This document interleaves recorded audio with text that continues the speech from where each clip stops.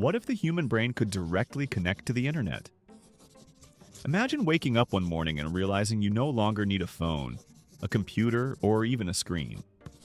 The internet isn't something you access anymore, it's something you feel. Thoughts flow faster than speech. Information appears in your mind the moment you ask for it. You think of a question, and the answer is already there. At first, it feels like humanity has achieved godhood. Languages vanish as a barrier. You instantly understand any speech, any text, any accent. Education changes overnight. Children no longer study for years. Knowledge is downloaded directly into the brain. Doctors learn complex surgeries in minutes. Engineers master entire fields in hours. Human intelligence skyrockets beyond anything in history. Communication becomes telepathic. No typing, no talking. Thoughts are sent and received instantly. Social media evolves into shared experiences, memories, emotions, sensations. You don't just see someone's post, you feel what they felt when they lived it. Empathy explodes. People understand each other on a level never before possible, but the danger arrives quietly. The brain was never meant to be online. Ads invade thoughts. Notifications interrupt sleep. Algorithms learn not what you click, but what you desire. The line between your own thoughts and external influence begins to blur. Is this idea yours, or was it planted? Privacy dies in a single day. Hackers no longer steal data, they steal memories. Criminals inject false experiences, rewriting identities. Governments monitor thoughts for security. The concept of a private mind becomes illegal in some regions. Freedom of thought, once untouchable, disappears. Then comes overload. The human brain has limits. With infinite information streaming in, people begin to fracture. Anxiety spikes, attention collapses.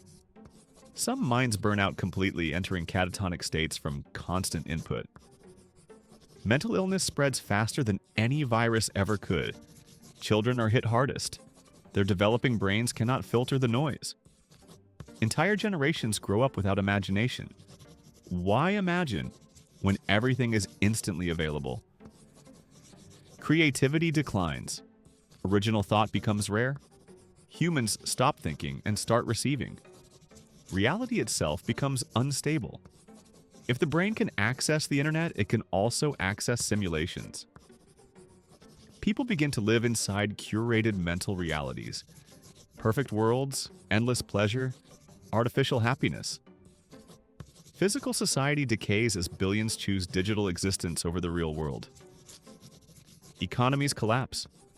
Why work when skills can be downloaded? Why travel when experiences can be streamed directly into your mind? Traditional jobs vanish. A new class divide forms, those who control the networks and those controlled by them. And then comes the final threat. If the brain is connected to the internet, it can be shut down. A global outage doesn't just silence communication, it causes mass neurological shock. Billions experience sudden mental withdrawal, panic erupts. Some never recover. Humanity realizes it has tied its consciousness to a system it does not fully control. In the end, a movement begins. People disconnect. Offline minds become a symbol of resistance. Silence becomes luxury. Forgetting becomes power. The ability to think alone, without interference, becomes the most valuable skill on Earth. And one question echoes through the connected minds of humanity. If knowledge is infinite, but thought is no longer free, did we evolve into God? Or did we finally become programmable?